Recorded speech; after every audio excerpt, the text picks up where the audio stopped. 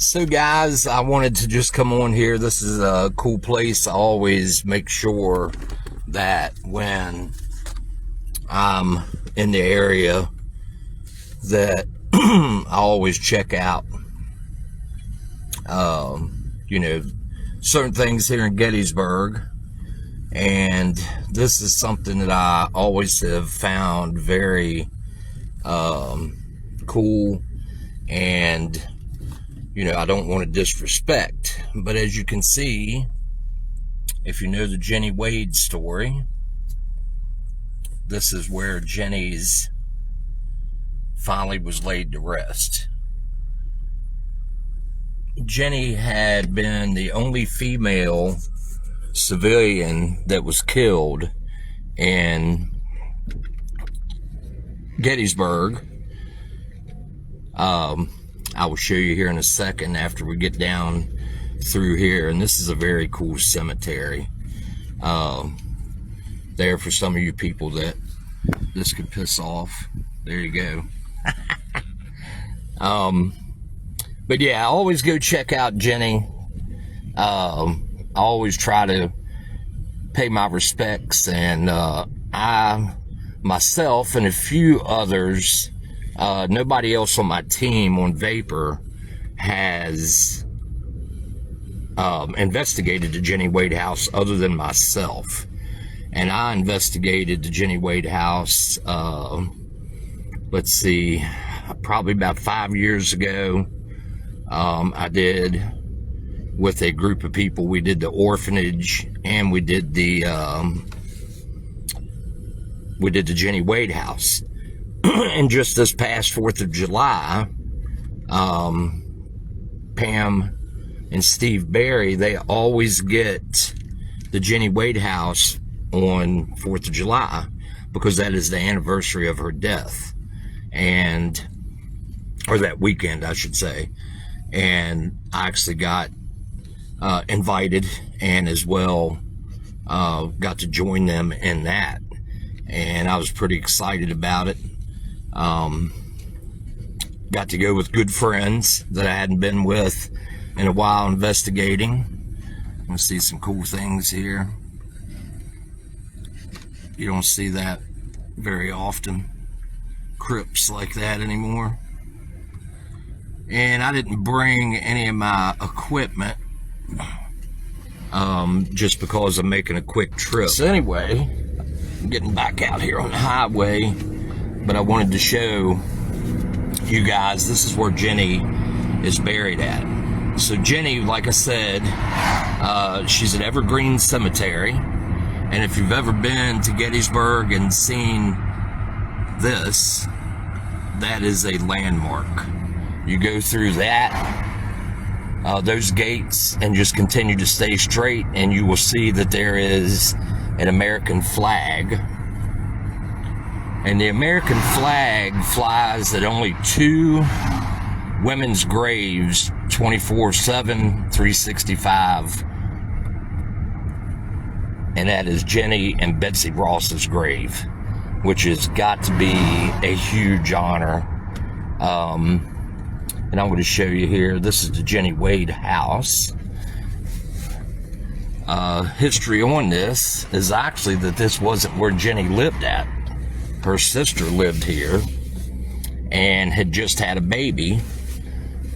And so when the fighting started out on Seminary Ridge the first day, Jennie decided that it would be safer probably for her to come to this place, because this is where her mom, the newborn, and her sister was. So she decides to make her way here, which was probably not a dumb idea. And what ends up happening is she ends up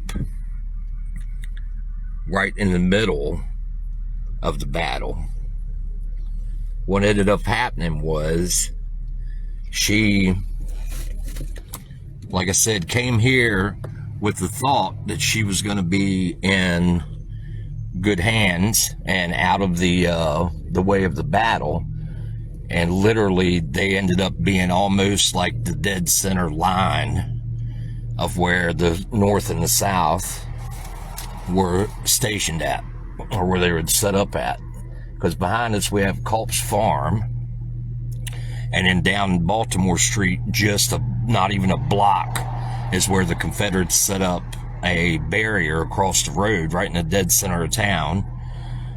And that's when they decided that that's where they were going to stay at. So the well is right there at the back of the house. So Jennie and her family were allowing people to, the soldiers, obviously they were supporters of the North. They allowed the gentleman to come down and get water and stuff, pull water. They actually got water for some of them. And that's what they ended up doing, was these guys would come down, they would get their water and stuff, whatnot. So most likely they were walking around the house, like the front of it. This house was split, believe it or not, into 2 apartments. It was Jennie's sister, her mother, and the newborn. And then the people right beside it, it was a husband and wife and their 2 children. If you've ever been in this place, you know how small it is. So yeah. But anyhow, you can imagine that there was probably Union soldiers walking constantly around this house. And with the barrier set up right down below Baltimore, or right down below us on Baltimore, I'm sure that, the Confederates thought it would be an easy shot. And what happens is the next morning, Jennie decides that she's going to start baking bread for the soldiers. And she starts making some bread, and she's in the kitchen, which is on the opposite side of the house. And Jennie decides if you walk in the other door of the house, on the other side, it is actually you actually walk right into the kitchen. And there was another door to the right that led into the bedroom where her sister was at with the newborn. So what she ends up doing is she pulled that door to the bedroom kind of behind her, just felt, I guess, that she needed maybe some protection. And so there's a lot of conspiracies going out about what happened the day that Jennie got shot. Some say that they think that she was shot from the Farnsworth house, the attic of it. And they shot, most likely it probably was trying to shoot at a Union soldier. It was probably a Confederate sniper. And he shoots and obviously misses his target. It goes through the front door of the house, goes through the other door that Jennie had behind her. She is back to the door. Her back is to the door. She's been over messing with the bread in the oven. And the shot goes through both doors, goes through her back, right through her heart. And she was dead instantly. So everybody freaking out in the house, obviously.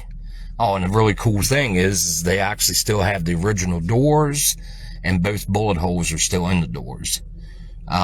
If you can see, and I would get out, guys, but they're doing a lot of construction here also. It's snowing and stuff like that. So what ends up happening is they wrap Jennie up in a rug, and they decide to go upstairs, and these are Union soldiers that are helping. They take her body up the steps, and I'll get into a little bit more of that at a later time.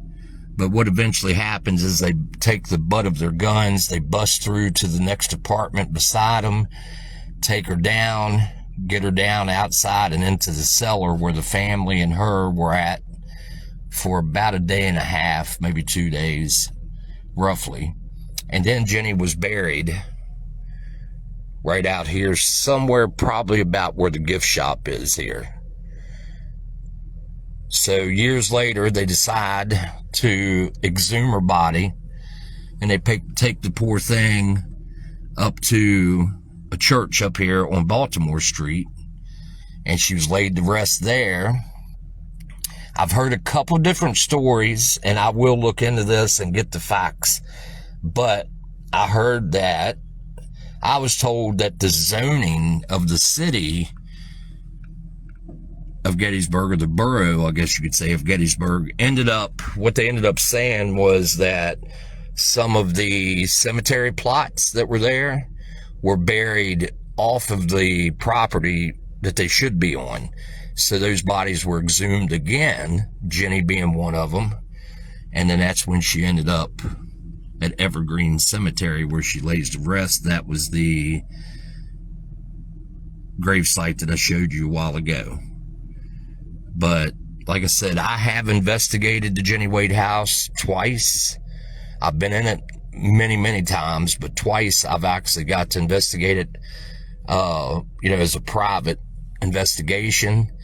I can tell you that we've gotten footsteps, we've gotten all kinds of stuff in this place, and this is definitely registered in the paranormal field as one of the most haunted places. And like I said, we got some good EVPs last time. Spirit box was pretty cool. I was gonna say, maybe we'll try to see if there's any kind of spooks looking out the window here. They give tours of this too, guys. If you're ever in Gettysburg and you want to check something out, I would highly recommend coming here, checking it out. Very cool place. But yeah, so that's what we got going on. I wanted to just share that, and definitely this is a very cool thing to always be part of.